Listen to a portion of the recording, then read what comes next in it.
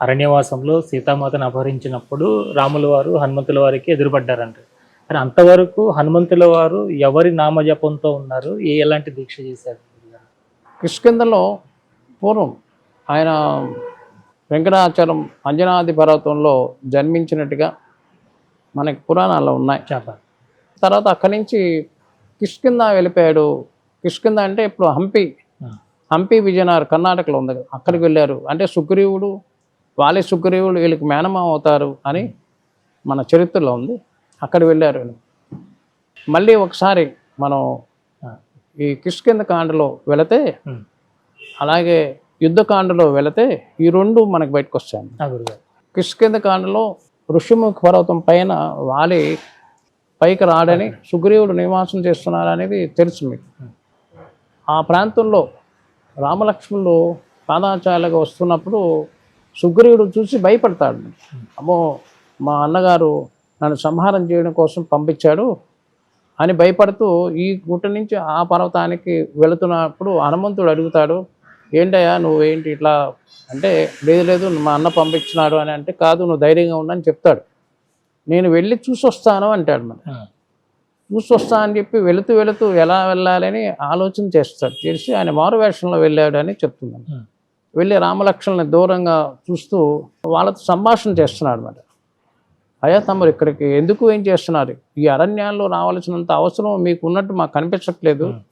మీ యొక్క వేషధారం చూస్తే మునికుమారులుగా ఉన్నారు, మీ ధర్మభావం చూస్తే రాకుమారులుగా ఉన్నారు, పాదాచారులుగా వస్తున్నారు, పాదరక్షలు లేకుండా మీరు సూర్యచంద్రులా వెళ్ళిపోతున్నారు అని ఇవన్నీ చెప్తాడు, సంభాషణ చేస్తున్నాడు. అంటే అప్పుడు రాముడు లక్ష్మణస్వామితో చెప్తుంటాడు, మరి లక్ష్మణ ఈయన వచ్చినట్టున్నాడు మామూలుడు కాదు, నవవేగన పండితుడై అన్నీ తెలిసినటువంటి వాడు, ఆయనతో మాట్లాడేటప్పుడు చాలా జాగ్రత్తగా మాట్లాడు అని చెప్తాడు, సంభాషణ చేస్తాడు. ఎప్పుడైతే ఈ మాట అన్నాడు లక్ష్మణస్వామిని, మేము ఫలానా అని వివరాలు చెప్పేశాడు. అప్పుడు వెంటనే ఓహో రాముడు అని గుర్తుపట్టాడు. సాష్టాంగ దండ ప్రణామం చేశాడు, రాముల వారు ఆలింగనం చేసుకున్నాడు. అవన్నీ మీకు తెలుసు కదండి. ఇది పూర్వం బ్రహ్మదేవుడు ఆయనకి ఎన్నో వరాలు ఇచ్చేటప్పుడు, ఇంద్రాది దేవతలందరూ ఇచ్చేటప్పుడు బ్రహ్మదేవుడు చెప్తాడు, నాయన నువ్వు కారణ జన్ముడు, నువ్వు మామూలు కాదు, సాక్షాత్ శివుడివే, నువ్వు కార్యసాధన కోసం నారాయణుడు రాముడుగా అవతరించి భూమండలంలోకి వస్తున్నాడు, ఆయనకి సహాయంగా ఉండాలి, నీ రక్షణ అవసరం ఆయనకి, కాబట్టి నువ్వు గుర్తు చేయాల్సింది ఆయన రాముడు అని. అదే నీ మంత్రం, శ్రీరామ అనే మంత్రాన్ని నువ్వు ఇలా చేయి, నీకు ఒక దివ్యమైనటువంటి శక్తులు కూడా ఇస్తున్నాను, చిరంజీవిగా ఉండడమే కాదు రాబోయే కాలంలో నా స్థానానికి కూడా రాబోతున్నావు, భవిష్యత్ బ్రహ్మ. అలాగే నీ యొక్క శక్తి, నా బ్రహ్మాస్త్రం ఉంది కదా, బ్రహ్మాస్త్రం కూడా నీకు ఏం పనిచేయదు, అయినా నన్ను గౌరవించు అంటాడు. బ్రహ్మదేవుడు ఎప్పుడూ ఆ కాలంలో ఇచ్చారు. రెండో ఘట్టం ఏమవుతుందంటే, హనుమంతుడు లంకాపట్నంలోకి వెళ్ళినప్పుడు తాటకి, ఇప్పుడు వీళ్ళందరూ సంహారణ అయిపోయిన తర్వాత లంకని ఒక ఉద్ది పడిపోతాడు కదా, ఆయన కొంచెం మూర్చొచ్చినట్టు ఉంటుంది హనుమంతుడు కూడా.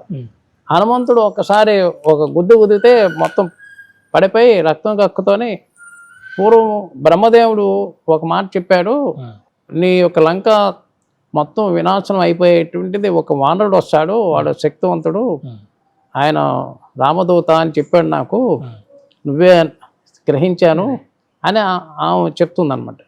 అంటే పూర్వం వృత్తాంతం, అంటే హనుమంతుడు ఇప్పుడు వాడు కాదని.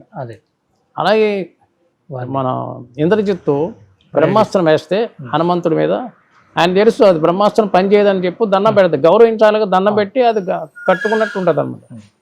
వీళ్ళు ఏం చేస్తారు, ఒక తాడు కడతారు, తాడు కట్టేసరికి బ్రహ్మాస్త్రం విడిపోద్ది. అంటే ఆ బ్రహ్మాస్త్రం అది తెలుసు, ఆయన వినయంగా ఉన్నాడు. అంటే రామనామం అనేటువంటి మంత్రాన్ని ఇప్పుడు కాదు, రాముడు పుట్టకముందే ఆ మంత్రాన్ని ముందే ఇచ్చాడు బ్రహ్మదేవుడు అనేది మనకి ఇక్కడ తెలుస్తుంది అన్నమాట. అంటే ఈ రామనామ మంత్రంలో ఉన్నటువంటి ఆధ్యాత్మిక రహస్యం ఏంటి గురుగారు? ఇప్పుడు ఈ రామనామం యొక్క మంత్రాన్ని పూర్వం కైలాసంలో నిరంతరం పరమేశ్వరుడు ధ్యానంలో ఉంటాడు. పార్వతీ అమ్మవారు రోజు సేవ చేస్తూ ఉంది, పూజకి కావలసినటువంటి అన్నీ చేస్తూ అమ్మవారు అనుకుంటుంది, పరమేశ్వర నువ్వేంటి ఎప్పుడూ కళ్ళు మూసుకొని ధ్యానం చేస్తావు, నువ్వే దేవుడు కదా, నీకంటే దేవుడు ఎవరున్నారు, నువ్వు ఎవరిని ధ్యానం చేస్తున్నావు అని రోజు అనుకుంటూ ఓ రోజు అడుగుతుందమ్మ. అడిగితే పరమేశ్వరుడు చెప్తాడు, దేవి గౌరీ, నేను ఆత్మనామాన్ని ధ్యానం చేస్తున్నాను, తారకనామాన్ని స్మరిస్తున్నాను అని అమ్మవారు చెప్తే ఆ మంత్రాన్ని నాకు కూడా ఉపదేశం చేయమని అమ్మవారు అడుగుతుంది. అంటే ఇది ఆడవాళ్ళకి ఉపదేశం లేదని ఇట్లాంటివన్నీ ఉన్నాయి కదా లోకంలో.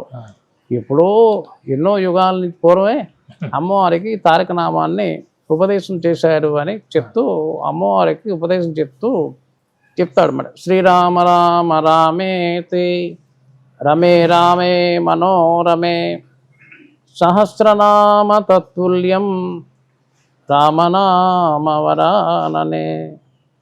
శ్రీరామనామవరాననే అని పరమేశ్వరుడు శ్రీరామ అనే ఒక నామాన్ని నీకు ఉపదేశం చేస్తున్నాను పార్వతి. ఎవరైతే ఈ తారకనామాన్ని స్మరిస్తున్నారో వారికి మోక్షాన్ని ఇచ్చేవాడిని నేనే. ఈ నామం చెబుతూ శరీరాన్ని వదిలే వాళ్ళకి మోక్షం ఇచ్చేవాడు నేనే అని చెప్తున్నాడు. మళ్ళీ కాశీలో ఎవరైతే ఈ ప్రాణాన్ని వదిలేస్తున్నారో వారికి కుడి చెవిలో ఈ తారకనామాన్ని ఉపదేశం చేసేవాడు నేనే అని చెబుతూ ఈ శ్రీరామ అనేటువంటి మహాశబ్దానికి శ్రీ అంటే లక్ష్మీకరం అని, అలాగే రా అంటే రకారమే నారాయణ మంత్రం అని, మానే మకారమే శివమంత్రం అని, ఓం శ్రీరామ అనే మహామంత్రంలో సర్వదేవతలు ఉన్నారని అని, దానికి నేను దూతగా రాబోయేటువంటి త్రేతాయుగంలో హనుమంతుడిగా జన్మించబోతున్నాను అని.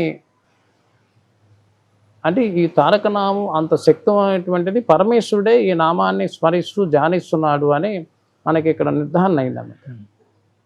అమ్మవారు అడుగుతుంది, మరి త్రేతాయుగంలో నువ్వు వెళ్తావు అంటున్నావు కదా హనుమంతుడిగా, నువ్వు అప్పుడు వానర రూపంలో ఉంటావు కదా, అప్పుడు నా పరిస్థితి ఏంటి అంటే, నువ్వు కూడా నాతో ఉంటావు, నేను అర్ధనారీశ్వరుని కదా, నువ్వు నా భాగంలో ఉంటావు. ఎక్కడుంటావు? నా వానంలో ఉంటావు. ఆంజనేయ స్వామి తోక ఉంది కదా, మనకి ఎక్కువ అని అంటే కొన్ని ప్రాంతాల్లో ఇటు తక్కువ, కోస్తల్లో కొన్ని ప్రాంతాల్లో వాల పూజ అని ఒకటి ఉందన్నమాట. వాలానికి గంధం కుంకుమ పెట్టి అమ్మవారిగా కొలుస్తారు అన్నమాట. అది మన పీఠం ఆచారం సంప్రదాయంలో ఉంది. అమ్మవారు ఆంజనేయ స్వామి యొక్క వానంలో ఉంది, ఆంజనేయ స్వామి స్వయంగా శివుడే అని మనకి ఇక్కడ నిర్ధారణ అవుతుంది. అంటే తారకనామంలో శక్తి, అది స్త్రీలు కూడా ఈ మంత్రాన్ని స్మరించవచ్చు, ఉపదేశం తీసుకోవచ్చు, ఇవ్వచ్చు. అలాగే అమ్మవారి యొక్క శక్తి వానంలో ఉంది అని మనకి ఇక్కడ తెలుస్తుందండి.